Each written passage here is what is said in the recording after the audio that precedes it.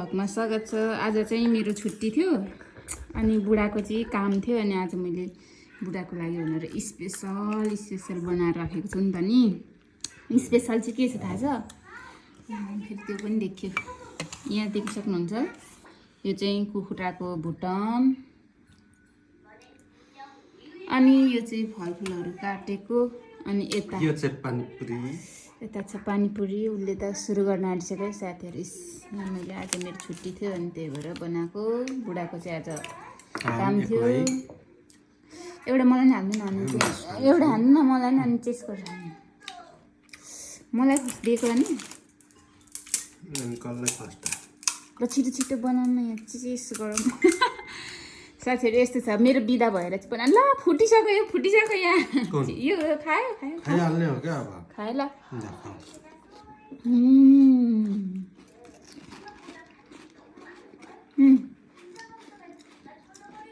छुट्टी बुढाको के अरे मेरो खाइ लाग्यो चाहिँ जुस हो।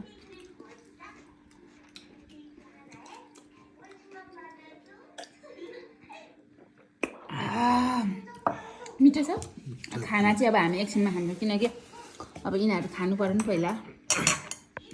आज चाहिँ मेरो बिदाको दिन बुढालाई यसरी बनाएर खुवाउँदै आजको दिन सकिन्छ। साथीहरू म चाहिँ यता छु। कस्तो देखिरहेछ? राम्रो। यो मासु चाहिँ कस्तो भएको नि थाहा नै भएन। मिठो छ? मिठो थियो अघि खाएर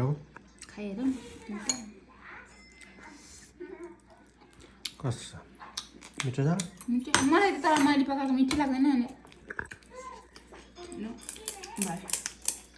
अब खानु थालौँ साथीहरू। अब हामी खान्छौँ, तपाईँहरू चाहिँ हेर्नु मजाले खाएको भिडियो साथीहरू।